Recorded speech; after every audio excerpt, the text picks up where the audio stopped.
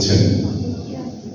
নাটক নিয়ে নাটকের যারা শিক্ষক, নাটক প্রণেতা, তাদের আলোচনা কিছু কম হয় না, কিন্তু সত্যই আমি নাট্যগুরু ভরতমুনিকে সেইভাবে স্মরণ খুব একটা আমরা দেখি না।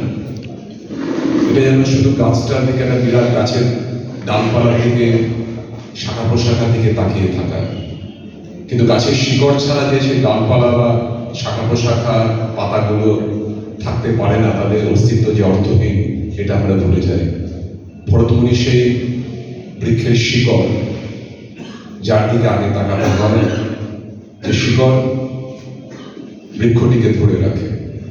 আর যদি ভরতমুনি না থাকতেন, তাহলে আমাদের দেশীয় নাট্য সংস্থা, নাট্য কালচার, সেটা যে আজকের জায়গায় আসতো না, এটা আমরা প্রত্যেকেই জানি। এবং আক্ষেপের আরেকটা কারণ, মাননীয় সঞ্চালক স্বরূপবাবু বললেনই যে ভরতমুনির আবির্ভাব এবং গ্রিসের বিখ্যাত যে নাট্য চর্চা, অ্যারিস্টটল, তাদের প্রায় সমসাময়িক তারা। কিন্তু অ্যারিস্টটলের যে নাট্য সম্বন্ধে যে বিখ্যাত কথাগুলি রয়েছে, unity of time, unity of place, unity of action, এগুলো গোটা বিশ্বে বন্দিত, গোটা বিশ্বে বহুলভাবে প্রচলিত। অথচ প্রায় সমসাময়িক হয়েও ভরতমুনি বহির্বিশ্বে প্রায় অনাদৃত হয়ে আছেন এখনো পর্যন্ত। এটা কিন্তু আমাদের লজ্জা। সংস্কার ভারতীকে অনেক অভিনন্দন, তারা এই লজ্জা মোচনের একটা আন্তরিক প্রয়াস করেছে। যাই হোক, আমাদের সময় সীমিত, এরপর নাটক রয়েছে, গান রয়েছে। মূল যে বিষয়, গিরিশচন্দ্রের সামাজিক নাটক, সঞ্চালক সঙ্গত কারণে বলেছেন যে গিরিশ প্রতিভাকে মাত্র কয়েক মিনিটে, 15-20 মিনিটের মধ্যে ধরা, সেটা একটা বাতুলতা। বাতুলতা তার সামাজিক নাটকগুলো সম্বন্ধে পুঙ্খানুপুঙ্খ আলোচনা করা, সেটাও এক ধরনের বাতুলতা। যাই হোক, আমাদের একটা সূত্র তো ধরতে হয়। রবীন্দ্রনাথ সে কবে বলে গেছেন হাসির ছলে, যে শিক্ষক ছাত্রের মাথার চুল ধরে টেনে মারতে অভ্যস্ত, ছাত্র যদি কোনোদিন মাথা নাড়া করে আসে, সে শিক্ষক মহাশয় বড় বিপদে পড়ে যান। মাথার চুল টেনে ধরে তাকে শাস্তি দেওয়া তার পক্ষে আর সম্ভব না। কারোর সম্বন্ধে আলোচনা করতে গেলে একটা সূত্র দরকার, সামাজিক নাটক কোথায় সেই সূত্রটা। এখন এইটা এক ধরনের একটা চ্যালেঞ্জিং ব্যাপার এই কারণে যে গিরিশ প্রতিভা ঐতিহাসিক নাটক এবং পৌরাণিক নাটকের জন্য যেভাবে খুব, যেটা বলা যায় খুব ন্যাচারাল ট্যালেন্ট, স্বাভাবিক প্রতিভা ছিল, তার পৌরাণিক নাটক যদি ধরে, সেখানে জনা একটা কালোজয়ী নাটক। আমরা যদি ঐতিহাসিক নাটক ধরি, সেটা সিরাজদৌল্লা একটা কালোজয়ী নাটক। সেখানে গিরিশ প্রতিভা সম্পূর্ণরূপে সমস্ত সমালোচনার প্রায় ঊর্ধ্বে, এগুলা প্রায় সব সমালোচকই স্বীকার করে। কিন্তু সামাজিক নাটক যখন গিরিশ ঘোষ লিখছেন কিন্তু একদম পরিণত বয়সে, কারণ গিরিশ ঘোষের জন্ম হয়েছে 1844 খ্রিস্টাব্দের 28শে ফেব্রুয়ারি। রামকৃষ্ণ পরমহংসদেবের চেয়ে 8 বছরের ছোট। তিনি নাটক রচনা শুরু করছেন সেই ঊনবিংশ শতাব্দীর মোটামুটি 7-এর দশকের মাঝামাঝি সময় থেকে, এবং সামাজিক নাটক লিখছেন তিনি 8-এর দশকের প্রায় শেষ দিকে। ততদিনে রামকৃষ্ণ দেবের সঙ্গে তার পরিচয়, তার সম্পূর্ণ মানসিক দিক দিয়ে তার উত্তরণ, রামকৃষ্ণ পরমহংসদেবের দেহাবসান, এগুলো সব ঘটে গেছে। 1886 সালে রামকৃষ্ণদেব তার মহাপ্রয়াণ ঘটে। তারপরে তার সামাজিক নাটকগুলো আমরা দেখতে পাচ্ছি। কাজেই সামাজিক নাটকগুলো রচনার ক্ষেত্রে রামকৃষ্ণ দেবের প্রত্যক্ষ নাটক পরোক্ষ প্রভাব যে তার উপর পড়ছে, এটা বলাই বাহুল্য। কারণ রামকৃষ্ণ দেবের সঙ্গে সাক্ষাতের আগের গিরিশচন্দ্র আর তার সঙ্গে সাক্ষাতের পরের গিরিশচন্দ্র, একটা আকাশ পাতাল তফাৎ। বিবেকানন্দের মতোই সেখানে একটা আসমান জমির ফারাক ঘটে গেছে তার মনোজগতে। এবং মনোজগতে যদি এই ধরনের একটা বিরাট পরিবর্তন ঘটে যায়, যে কোনো স্রষ্টারই সৃষ্টি জগতেও একটা পরিবর্তন, একটা প্রভাব যে আসে, সে কথা বলাই বাহুল্য। এখন গিরিশচন্দ্রের তারকাকে বলা যাবে যে সামাজিক নাটক বলতে আমরা কি বুঝি, অনেক কথাই বলা যায়। কিন্তু সংক্ষেপে যেটা সমাজ কেন্দ্রিক নাটক, সমাজের বিভিন্ন ঘাত প্রতিঘাত, যেগুলো উত্তরণ অবতরণ, সেগুলোকে কেন্দ্র করে সামাজিক নাটক তৈরি হয় বা আমরা সেটাকে বলে থাকি। কিন্তু একটু ভেবে দেখলে দেখা যায় যে পৌরাণিক নাটক, ঐতিহাসিক নাটকগুলো কি সামাজিক নাটক নয়? যখন গিরিশচন্দ্র ঘোষ সিরাজদৌল্লা লিখছেন, দ্বিজেন্দ্রলাল তার বিখ্যাত শাহজাহান নাটক লিখছেন, তখন সেখানেও কি শাহজাহান আমলে, শাহজাহানের সময়কার দিল্লি মসনদের সে সময়কার কি সমাজ ব্যবস্থা কিছু নেই? সমাজের যে ওঠানামাগুলো সেখানে নেই? সিরাজদৌল্লার সমাজে একটা অস্থির মানে সময় ভয়ঙ্কর একটা অবস্থা চলছে, ইংরেজ আগ্রাসন এসে প্রায় নিঃশ্বাস ফেলছে, সিরাজদৌল্লার বাস থেকে এক এক করে সরে যাচ্ছে, তার অনুচররা খুব দু একজন ছাড়া সরে যাচ্ছে, যেমন সে উনি চাঁদ, শেষমেশ মির্জাফর। সমাজক্ষেত্রে একটা বিশাল একটা পরিবর্তন ঘটে যাচ্ছে, সিরাজদৌল্লা প্রথমে তা টের পাচ্ছেন না। এটা কিন্তু সে দেখতে গেলে সেভাবে সামাজিক নাটকেরই একটা, হয়তো হতে পারে অন্য স্তর, কিন্তু আমরা এটাকে অস্বীকার করতে পারি না। যাই হোক, খুব মোটা দাগে বলতে, সাধারণভাবে বলতে, গিরিশচন্দ্রের যে কটা সামাজিক নাটক আছে সবচেয়ে উল্লেখযোগ্য নিঃসন্দেহে প্রফুল্ল, আপনারা সবাই জানেন, যেখানে সেই বিখ্যাত উক্তিটি নাটকের একদম শেষে রয়েছে।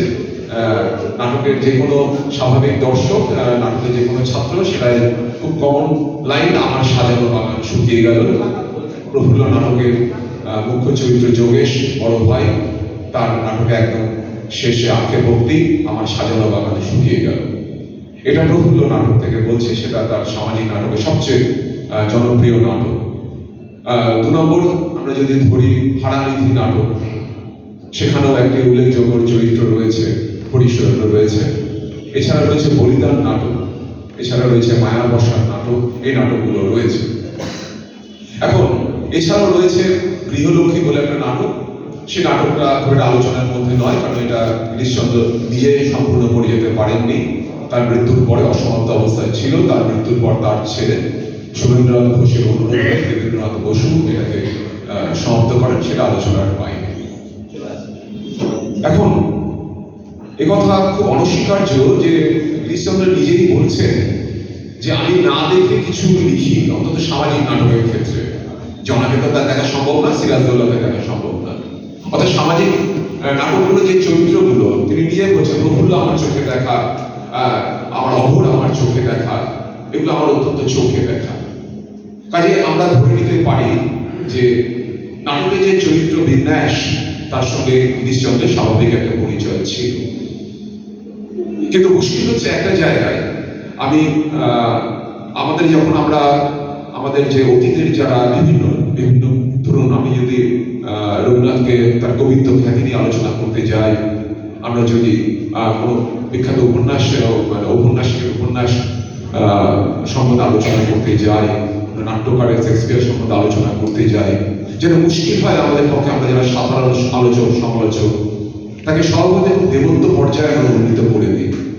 এর ফলে যেটা হয়, কোথাও কোথাও যদি তার অসম্পূর্ণতা থেকে থাকে, প্রত্যেকেই মানুষ, অসম্পূর্ণতা থাকতেই পারে, সেটাকে আমরা কিন্তু সজ্ঞানে হোক অজ্ঞানে হোক সেটাকে আমরা ওভারলুক করে যাই। গিরিশচন্দ্রের ক্ষেত্রেও এই সামাজিক নাটকের ক্ষেত্রে কিছু কিছু আমি ত্রুটি বলবো না, সেটা আমার পক্ষে উচ্চারণ করা অত্যন্ত ধৃষ্টতার পরিচয় হোক, বলা যেতে পারে যে অসম্পূর্ণতা, এবং সেটাও বোধহয় ঠিক আমার উক্তি নয়। বিখ্যাত নাট্য সমালোচকরা তার সম্বন্ধে যেটা বলেছিলেন, যেমন ডক্টর সুকুমার সেন, যার পাণ্ডিত্য সম্বন্ধে কোনো প্রশ্নই থাকতে পারে না, তিনি এই অসম্পূর্ণতা ত্রুটি বলেননি। তিনি বলেছেন গিরিশচন্দ্রের যে নাট্য চরিত্রগুলো, সেগুলো কলকাতার বাইরে পল্লী সমাজের আঙিনা কিন্তু ছোঁয়নি। আমরা যদি গিরিশচন্দ্রের সামাজিক নাটকগুলো, চরিত্রগুলো খুব ভালো করে খুঁজি, তাহলে দেখবো যে এই বক্তব্যটি একেবারেই কিন্তু নিরর্থক নয়। গিরিশচন্দ্র যে বলেছেন যে আমি চরিত্রগুলো ভালো চিনি, সেটা কিন্তু তৎকালীন বা তদানীন্তন উত্তর কলকাতার চরিত্রগুলো, যেটা একসময় বাবু কালচারের আন্ডারে ছিল, বঙ্কিমচন্দ্র যাকে কষাঘাত করেছেন, সেখানে যে চরিত্রগুলো কিন্তু সেটাকে গিরিশচন্দ্র হাতের তালুর মতো চিনতেন। এখনো যেটা গিরিশচন্দ্রের বাড়ি, এখন মেট্রো স্টেশন আছে, সেগুলো সবই গিরিশ মঞ্চ, সেগুলো সবই কিন্তু উত্তর কলকাতা। সেই চরিত্রগুলোকে তিনি কিন্তু খুঁটিয়ে দেখেছিলেন, এবং সেই চরিত্রগুলোকে তিনি কিন্তু তার বিভিন্ন নাটকে উপস্থাপিত করেছেন। গিরিশচন্দ্রের প্রত্যেকটি নাটকই, অত সামাজিক নাটকই কম বেশি ট্র্যাজেডি নাটক। একটু যদি আমি হারানিধি নাটকটি দেখি, সেটি প্রায় সেমি ট্র্যাজেডি নাটকের প্রায় শেষ প্রান্তে এসে দুই বন্ধুর মিলন ঘটেছে। প্রফুল্লতা ভীষণভাবে ট্র্যাজেডি নাটক, তার বলিদান ভীষণভাবে ট্র্যাজেডি নাটক। এবং বুঝতে হয়েছে যে গিরিশচন্দ্র এই সামাজিক নাটকগুলো প্রত্যেকটা যে খুব নিজের ইচ্ছা লিখেছিলেন তারা অনেক ক্ষেত্রেই কোনো বিখ্যাত ব্যক্তি তাকে হয়তো বলেছিলেন যে এই নিয়ে একটা নাটক মানে আপনি লিখুন। এবং তিনি নাটক রচনার জন্য কোনো একটা বিষয়কে বেছে নিয়েছেন, সামাজিক বিষয়কে। যেমন ধরেন প্রফুল্ল নাটককে দেখতে পাই, সেখানে ভাতৃ ভাই ভাই যে তৎকালীন যে একান্নবর্তী পরিবারের যে একটা খুব কমন ব্যাপার ছিল, ভাই ভাই মিচ্ছে বিশ্বাসঘাতকতা এইগুলো রয়েছে। হারানিধি নাটকে সেই বিশ্বাসঘাতকতা রয়েছে, ভাই ভাই নয় বন্ধুর সঙ্গে বন্ধুর বিশ্বাসঘাতকতা। বলিদান নাটকে তৎকালীন যে পণ প্রথা, এটা তো রয়েছে, যেটা আমরা বিখ্যাত রবীন্দ্রনাথের গল্প রয়েছে পণ প্রথাকে নিয়ে, সে পণ প্রথাকে নিয়ে বলিদান নাটক রয়েছে। মায়া বসানো একটা বিশেষ, যদিও এটা পশুপ্রেম বৈজ্ঞানিক চেতনা, কিন্তু এর মধ্যে একটা বিশেষ আমরা বিষয়কে আমরা ধরে নিতে পারি। ফলে কি হয়, সেই বিষয়টির প্রতি বিশ্বস্ত থাকার জন্য অনেক সময় নাট্য রস কিন্তু ক্ষুণ্ণ হয়েছে। যেখানে হেমেন্দ্র কুমারের মতো বিশিষ্ট গিরিশ সমালোচক নাট্যকারের ভূয়সী প্রশংসা করেছেন, স্বামী উপেন দত্ত করেছেন যে গিরিশচন্দ্র শুধু বাংলার নয় সমগ্র বিশ্ব সাহিত্যের অন্যতম শ্রেষ্ঠ নাট্যকার। সেখানে আবার আশুতোষ ভট্টাচার্যের মতো বিশিষ্ট নাট্য সমালোচক তিনি কিন্তু গিরিশ ঘোষের নাট্য প্রতিভার, বিশেষ করে সামাজিক নাট্য প্রতিভার প্রতি খুব একটা যে সপ্রশংস ছিলেন তা নয়। তার প্রথম কারণ তিনি যেটা বলেছেন, আমরা যদি খুব ফুটিয়ে পড়ি তাহলে দেখব যে গিরিশ প্রতিভার সামাজিক, আমি বারবার করে সামাজিক নাটকের ক্ষেত্রে বলছি, গিরিশ প্রতিভার একটা খুব বড় অন্তরায় ছিল দ্বন্দ্বের অনুপস্থিতি। আমরা খুব একটা কথা প্রায় বলি যে নো কনফ্লিক্ট নো ড্রামা, অর্থাৎ নাটকের দ্বন্দ্ব যদি না থাকে সেই নাটক কিন্তু সেইভাবে পাঠকের মনে সাড়া জাগায় না। গিরিশ ঘোষের ক্ষেত্রে, চরিত্রগুলোর ক্ষেত্রে এই দ্বন্দ্বটা কিন্তু সেইভাবে উপস্থিত হয়নি। তার কারণটাও একটাই, সেটাই হতে পারে যে এই যেটা বলা যায় একটা পার্টিকুলার বিষয় ধরে তিনি নাটকটা লিখেছেন। ফলে বিষয় কেন্দ্রিকতার উপর অত্যধিক সচেতনতা থাকার ফলে, আরোপ করার ফলে নাট্য ব্যক্তিত্ব, নাটকের যে চরিত্রগুলো তাদের যে ওঠানামা, তাদের যে নেগেটিভ চরিত্র, যাকে প্রোটাগনিস্ট বা অ্যান্টাগনিস্ট বলা হয়, সেগুলোর প্রতি সাদা চরিত্র, কালো চরিত্র, ভিলেন বা নায়ক যেভাবে ব্যাখ্যা করুন না কেন, সেভাবে প্রতি কিন্তু ওদের অতটা সচেতন উনি থাকতে পারেননি। এটার একটা ত্রুটি না হলো অসম্পূর্ণত হতেই পারে। দুর্লভ কারণ যেটা বলছিলাম যে ট্র্যাজেডি নাটক, আমরা জানি যে ট্র্যাজেডির জন্ম গ্রিস দেশে, এবং সেখানে গ্রিক ট্র্যাজেডিতে নিয়তি, নেমেসিস, সেটাই হচ্ছে সবচেয়ে একদম বড় নিয়মটা আর কি। বিখ্যাত সোফোক্লেসের যেটা ইডিপাস কমপ্লেক্স রয়েছে, সেই ইডিপাস কিং দ্য ইডিপাস বা ইডিপাস রেক্স, সেখানে ইডিপাস বা বাংলায় অইডিপা ও সম্পত্তির সৃষ্টি, সেখানে ইডিপাস কোনো অপরাধ করেনি, কিন্তু দৈব দুর্বিপাক তাকে জীবনে ভয়ঙ্কর একটা পরিণতির দিকে এগিয়ে দিয়েছিল। শেক্সপিয়ার সেখানে কিন্তু এই দৈব দুর্বিপাক থেকে বেরিয়ে এসেছেন। তার নাটকে বিখ্যাত যে ম্যাকবেথ রয়েছে, কিং লিয়ার রয়েছে, হ্যামলেট রয়েছে, ওথেলো রয়েছে, বিখ্যাত ট্র্যাজেডিগুলো রয়েছে, সেখানে কিন্তু তিনি হ্যামার্শিয়া অর্থাৎ the flaw of the character, অর্থাৎ নাটকের ক্যারেক্টারগুলো তারা ট্র্যাজেডির সম্মুখীন হয়েছে, তাদের নিজেদের মধ্যেই কোনো না কোনো একটা ত্রুটি রয়েছে। ম্যাকবেথের ক্ষেত্রে অত্যধিক ক্ষমতা লিপ্সুতা, ওথেলোর ক্ষেত্রে সন্দেহ প্রবণতা, কিং লিয়ার ক্ষেত্রে অত্যধিক স্নেহ প্রবণতা, হ্যামলেটের ক্ষেত্রে কি কর্তব্য বিমূঢ়তা, to be or not to do, এই যে কথাগুলো রয়েছে।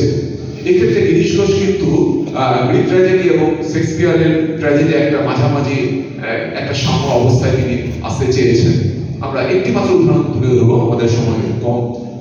যদি আমরা প্রফুল্ল নাটককে ধরি, প্রফুল্ল নাটক যখন শুরু হচ্ছে তখন যোগেশের একদম ভরভরন্ত সংসার, কিন্তু অচিরেই যখন তার মাকে তিনি নিয়ে কাশি যাওয়ার উদ্যোগ করছেন তখন শোনা যাচ্ছে ব্যাংক ফেল হয়েছে। ব্যাংক ফেলটা আজকের দিনে খুব একটা খুব স্বাভাবিক ব্যাপার নয়, কারণ সব রাষ্ট্রায়ত্ত ব্যাংক সেগুলো অত্যন্ত সুরক্ষিত।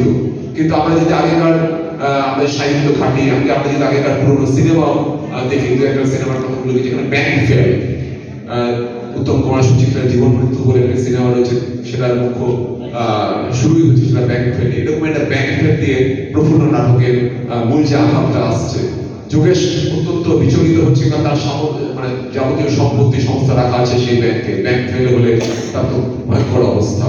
এই অবস্থা থেকে তিনি বেরোতে পারেননি এবং তিনি আস্তে আস্তে একটু সামান্য মদ্যাসক্ত ছিলেন এবং তারপর তিনি গভীর মদ্যপানে আসক্ত হয়ে যান।